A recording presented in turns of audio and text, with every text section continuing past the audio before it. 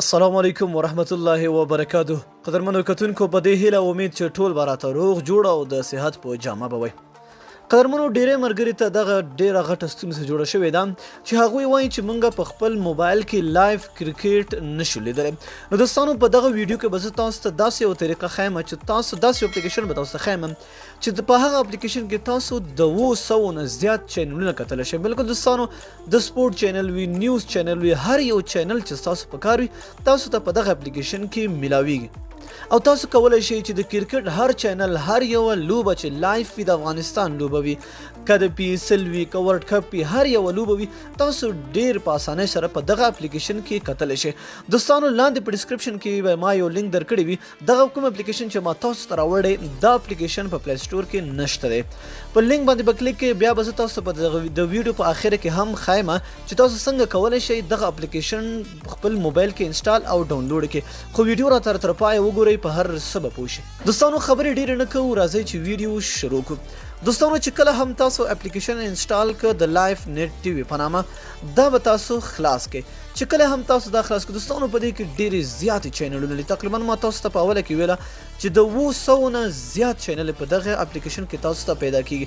نو دلته تاسو وګورئ، دلته چینل نور هم شته دي، نیوز چینل دي، سپورت چینل دي. سپورت چې د دنیا هر یو چینل وي، سپورت ون دا وګورئ دنیا هر یو چینل په دې کې موجود ده. تاسو ډیر په اسانۍ سره کولی شئ چې په دې کې هر یو لوبه وګورئ، هر یو لوبه چې تاسو په کار وي دې کې تاسو کتلی شئ. دا وګورئ موویز، انډونیشین، هر یو چینل په دې کې د مثال په تور تاسو داسې چینل غواړئ چې تاسو ته ستونزه پیدا کېږي چې یاره دا دومره چینل په دې کې دي، کوم زه به کوم یو ګورم. دلته په دې سرچ باندې کلیک کړئ، تاسو د هغه چینل صرف نوم ورکړئ. د مثال په تور زه ورکوم تلو نیوز. دا وګورئ دوستانو تلو نیوز مې چې څنګه ورکړم، ما د تلو نیوز دلته راغی. هر یو چې تاسو ورکړئ، د مثال په تور زه د کرکټ ورکوم سټار سپورټس. دا وګورئ سټار سپورټس 1، سټار سپورټس 2، 3.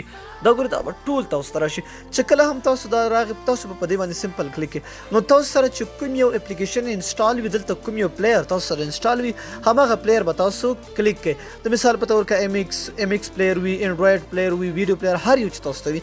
نو د مثال په تور که تاسو سره ام ایکس پلیئر نه وي، تاسو انډرایډ پلیئر باندې ډایرکټ کولی شئ.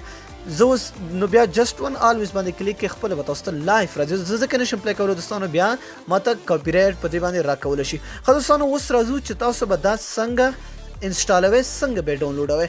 د خپل موبایل نه به تاسو یو براوزر خلاص کړئ.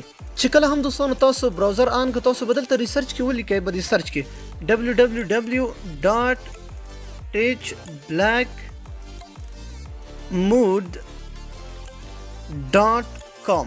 چې کله هم تاسو دا ولیکئ انټر به کړئ. چې کله هم تاسو دا انټر کړئ دوستانو تاسو ته به دلته دا اپلیکیشن راشي. تاسو یو سایټ راځي، دا وګورئ لایف نیټ ټي وي، تاسو به په دې باندې کلیک وکړئ.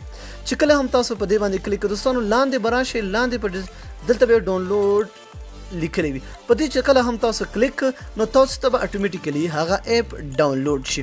که اتوماتیکلی ډاونلوډ هم نشو، تاسو به یو بل سایټ ته لاړ شئ، هلته به بیا تاسو وګورئ ډاونلوډ آپشن به لیکلی وي. نو ډاونلوډ یې کړئ، خپل موبایل کې ډاونلوډ کړئ. ډېر یو خوندور اپلیکیشن دی دوستانو. نو دا نننۍ ویډیو که چېرته خوښه شوې مو وي در سره لایک یې کړئ، د خپلو دوستانو سره یې هم شیر کړئ. تر بیا بلې ویډیو د الله په امان په دعاګانو کې یاد ساتئ.